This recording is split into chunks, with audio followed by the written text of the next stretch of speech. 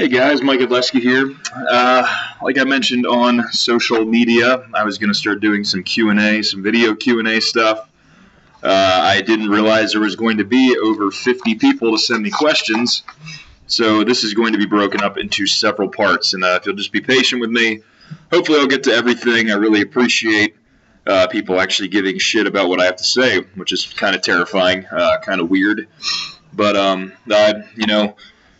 been doing this lifting stuff for a while, been training for something for 14, 15 years now, and went to school, got a master's degree in a related physiology field and stuff, so I think I got a pretty good understanding on at least some basics at this point. I think I need another 30 plus years to actually figure out exactly what the hell I'm doing. So some of these questions, I'm going to jump right into them. Some of them were very serious, some of them were really thought out, really well put together. Some of them not so much, so I'm going to hopefully get a mix each time I put a video up of some of the actual legitimate questions people had, and then fill in the gaps with some of the silly ones people had. Some of the silly ones are my favorite ones, actually, so keep those coming. If you like what I have to say on any of these answers I'm about to give you, feel free to shoot me an email, shoot me a Facebook message, whatever, and I'll keep banging these out pretty much for as long as I'm getting questions asked. If I'm helping people out and they think this is somehow beneficial to their training or life or bourbon selection, or I have a host of beard questions to answer as well. So, first one, Vlad asks, for injury prevention, why would one warm up with more than two or three sets of 20 to lubricate the joints and warm up the muscle? I know about using more weight to prepare the nervous system to lift more, but other than that, question mark. All right, so it's kind of a general question. I'm a big believer in taking your time to warm up, especially because for me anyway, most of the weeks now I'm training 6 days a week, and I feel like a smashed bag of assholes most of the time. So doing a comprehensive warm-up protocol, I think, is beneficial to anybody. And it's not, as far as just for injury prevention, there are some people that might need a 30-minute warm-up. There's some people that might need a 5-minute warm-up. It's just something you kind of got to figure out on your own. There's no definite, one-word answer, and just priming the nervous system and stuff like that. There's legitimate concerns you should have about doing things like that. Like, you definitely, if you're doing some sort of heavy strength training day, which is the majority of most of these questions, so I assume most of these are geared towards powerlifting and sports training and stuff like that. So, if you're having a heavy strength-oriented workout, power workout, whatever phase of training that you're in, you definitely want to take your time warming up. You definitely want to do something specifically for any problem areas. I'm a big fan of just jamming a lacrosse ball in something until it feels better, just moving it in every direction you can. Getting a foam roller, it's cheap. It's one of the most invaluable pieces of equipment. I know there's still a lot of people out there that don't really believe in that stuff. There's some science that some research studies and stuff that kind of are conflicting about whether or not you should use a foam roller. Just fucking use one. It's awesome. So it's one of the greatest things, one of the greatest inventions, especially as far as soft tissue work, that's been invented ever, pretty much. And you can throw it in you can get a little 1-foot one and put it in your gym bag. So I guess as far as answering the specific question, why should one warm up with more than 2 or 3 sets of 20? Well, you really do want to warm up with the movement pattern that you're working with. Just 2 or 3 sets of 20, I think everyone on earth is going to need a little bit more than that. A couple more warm-up sets, building up to a heavier weight, just to kind of make sure your muscles are ready to produce the same amount of force, progressively moving up in that force production, to make sure you don't just snap a muscle off the bone when you go to, after your 2 or 3 sets of 20 with, if you can do sets of 20 with something for 2 or 3 sets, it's a pretty significantly light weight. So if you're moving up to something that's near max or, something heavy, you're going to make something explode if you're not prepared to quickly generate maximal force for it. So just hopefully that kind of answers that question there. That's a pretty multifaceted answer because, like I said, it depends on injury history. It depends on just, soft tissue tone. There's about a million different things that come into play when you're talking about just like a general warm-up protocol for someone. So, I mean, like I said, I'm a firm believer. I take about 20 minutes or so. I'd say a third of most of my workouts are a warm-up. I like to make sure I'm pouring sweat and I'm almost damn near exhausted before I get into it. Because number one, it's going to make competitions easier, and number two, it just feels better when you get to the heavy stuff. So that was a pretty good question. Derek asks, Mike, honest question. How do you grow such an amazing beard? Well, it's not as amazing as it was before. I had to get it trimmed. The maxillary occipital beard hairs were getting into my ear and driving me crazy most of the fucking day.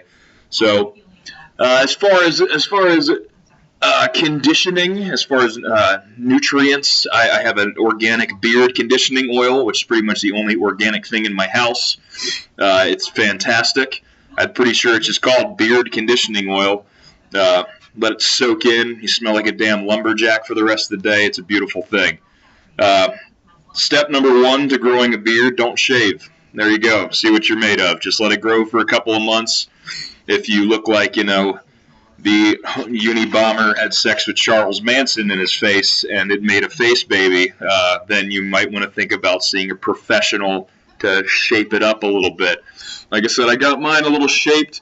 It's grown out a little bit since then. I like it because I think the depth is going to increase. And speaking of depth, a solid beard will distract judges in a competition, giving the illusion of depth. And it's very intimidating for everyone else. So that's a good thing, too. You want to scare the shit out of people when you first meet them.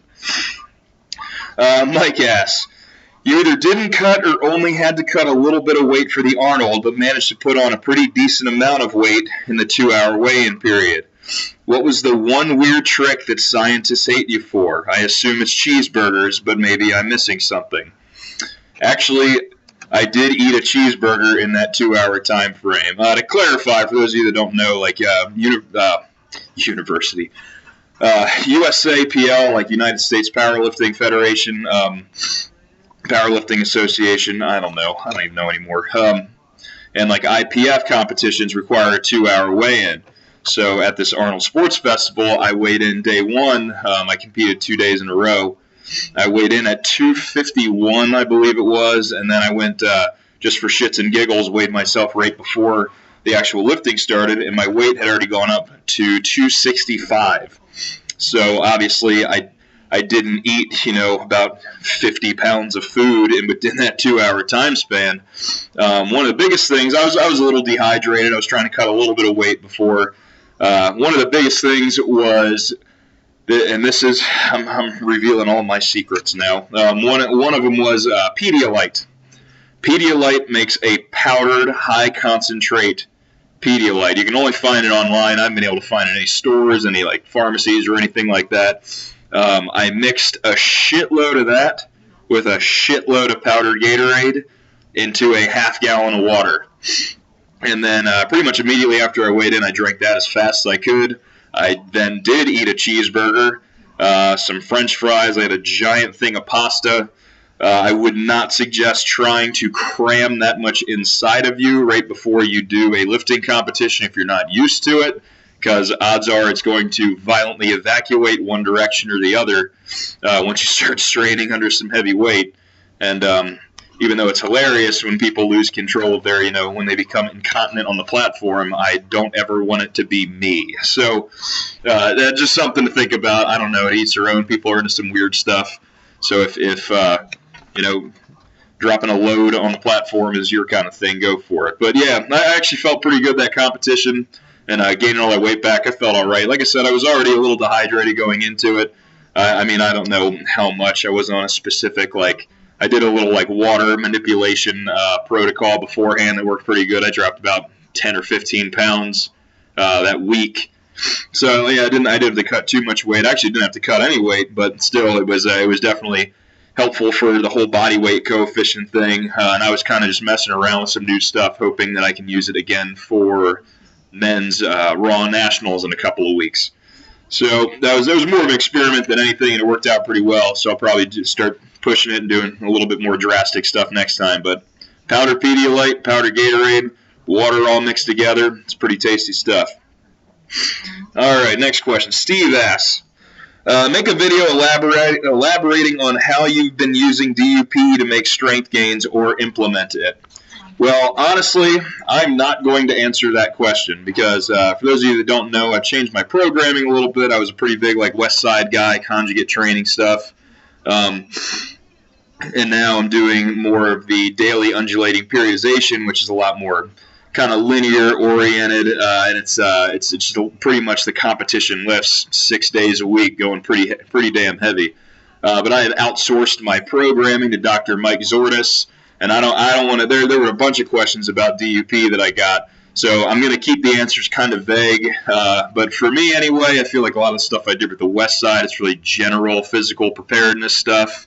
It was really just getting in shape to be able to survive this DUP stuff now. So I mean, I'm definitely not going to keep with it forever, but some of the gains I've had in strength have been absolutely ridiculous. So maybe if I get the okay from Dr. Zordis, I'll go a little bit more in depth in it. He's a damn genius when it comes to it, so I suggest looking up some of his stuff. He put out a pretty lengthy video explaining a ton of different aspects of it.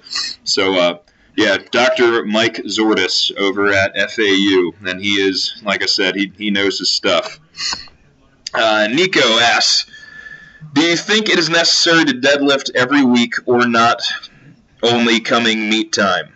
Okay, well, I think, especially recently, frequency is literally all that matters. I mean, you can get away with doing a high-frequency program and not even going that intense and still get stronger.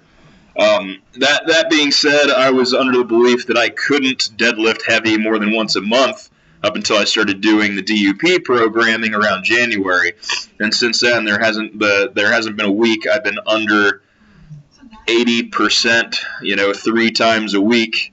I mean, the only real effect is my hands look like I need like a skin graft. They're trashed all the time, but I mean, my sweet soft embrace has turned into more like a razor scrape. Like it's not pretty, but so I mean, starting out, like personally, when I started out, I only deadlifted once a week. Then, like I said, it slowly shifted towards heavy, only once a month, because I thought my central nervous system was getting too stressed, and I realized my central nervous system is a piece of shit anyway, so it doesn't matter. You can still get the work done if you get your head right. But anyway, I personally think if you're doing like pretty heavy deadlift training, you need to pull a regular deadlift, your competition deadlift, at least once a week. At least, if you can, twice a week with like a speed day, or if you're a psychopath like I have been lately, try 3 times a week. Pretty heavy. Like I said, looking at the DUP training, block periodization has some interesting stuff that can kind of get you thinking in the right direction as far as how to control volume and intensity. I mean, obviously you can't be in there doing like German volume training 3 times a week with your deadlift, because you'll just wake up one day and just be a fucking corpse. So intensity can be high, frequency can be high, volume can't be if you're going to do something like that. So really just try to, if you want to start implementing, heavy deadlift training twice a week, I would suggest starting with just a heavy day like you normally do, then maybe set up some speed work, for like a secondary movement on another day, then slowly change that day over into something, or, just hitting some reps, use Prelipin's table, everybody else does, around like 70-80% just to start, stay in the lower end of the rep range to make sure you can handle the extra work every week, and then just, start slowly going nuts. I mean, you'd be shocked at what you can handle if you can get your head right before you go into it. Like, I never thought I could handle deadlifting, squatting, and benching 3 times a week, which I always thought like my head would fail before anything else would, but I can't squat right now due to some injuries and stuff. I should be back into it pretty soon here, no big deal.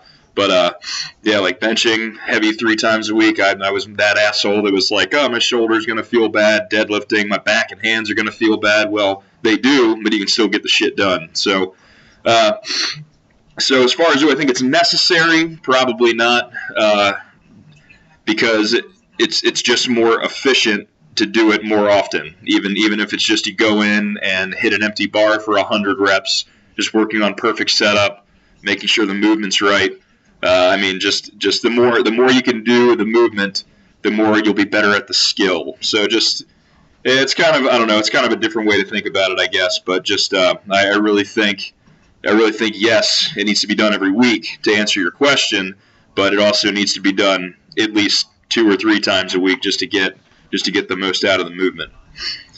All right, this is probably the last question I'm going to answer, unless I can pull up a really silly one here. This is a really legitimate question, actually. This is from Kay Ashley. And do you think powerlifting could ever be seriously considered for inclusion in the Olympic Games? And if so, what changes or improvements should be made to the sport? All right. Well, here's something that's really going to piss a lot of people off. Powerlifting, it'd be cool if it was in the Olympics. The major issue that needs to be fixed is everybody talks about all the federations and stuff like that, and yeah, that sucks. Olympic weightlifting's only got, one maybe? I don't know. I don't follow it enough to know. I guess the biggest change is, if you look at Olympic weightlifting, it's just as fucking boring as powerlifting is. It's literally just as bad. You sit around, you wait for someone to pick some shit up, and then they stop, and there's a break. They re-rack everything, then you get a minute to come in and lift the stuff. So personally, I think we need to follow a model that is exactly like weightlifting. So what does that mean? That means take the spotters off the platform. That's one thing I think would need to change in order for it to be more appealing to the general public. I could see where a normal person would be sitting there watching someone walk up to a heavy squat. There's 15 fucking people with their hands all over the place. It just doesn't look good. So literally, probably one of the best things that could ever happen is if powerlifting does make it in, someone walks up, unbelievable squat on their back, and just blows their fucking knee out on the first one. I guarantee you the ratings would go through the roof, and then it would be all over the Olympics for the next 50 years. I don't know. But, that's one thing, getting rid of the spotters on squatting and benching. I think a lot of people would really enjoy deadlifting anyway, because all the really good deadlifters seem like they're just fucking maniacs, not right in the head. So that's usually pretty entertaining at meets. But like I said, that would be a big thing. There needs to be some sort of consistency with drug testing across the board. If you even if you think the highest people at any level of sport, Olympics, anything, everyone's always pushing the envelope as far as that stuff's concerned. So, I guarantee you all the best people in the world, no one's doing 100% of the stuff they're supposed to be doing. Lance Armstrong passed every drug test he ever took. There you go. So, as far as legally, as far as the rules are considered, he didn't cheat until he came out and said, I cheated all the time. So, but just something to think about. More consistent drug testing, I guess. I know our out-of-season stuff is out of competition testing is pretty lousy. I know our partner countries and stuff, especially with the IPF. I don't know how other organizations work. Their drug testing protocols are god-awful. So, those are 2 things, and I'm just thinking of the stuff off the top of my head. Really, just got to make it more entertaining. Maybe not turn the fucking music down when people are going about to lift. That always pissed me off. But yeah, I don't know. There's so many variables that go into something like that. We need better sponsorship. Everyone got all excited about Animal and stuff and helping out with the Raw Unity meet, but cool. That's not gonna help. I know the other argument, who cares? You're still. You can get YouTube famous, and then people know who you are and stuff, and you can still go do this competition even though they don't drug test, and you still win money and stuff. And it's not the fucking Olympics. Stop being a pussy about it. It's not the fucking Olympics. So it might not mean something to some people. That's pretty sweet though. That'd be pretty cool to be able to go, especially after myself competing in a world championship event, being able to go and like actually represent our country against, the best in the world. So I know we're in the World Games right now, and the push this last year or so has been pretty big to get us in. But honestly, it'll probably never fucking happen. So hopefully it does. If it doesn't, I called it, but it's probably not going to happen. All right, last question. Bobby asks, why Google when someone needs ammunition for high-quality programming? Occlusion training. What? Question mark. 42. The answer is 42. All right, I'll tell you what. That's it for now. I'm already at the 20-minute mark. I got through a couple of these questions. I will maybe post another one of these this weekend. If not, definitely one by the end of next week. Thanks again to everyone who submitted a question.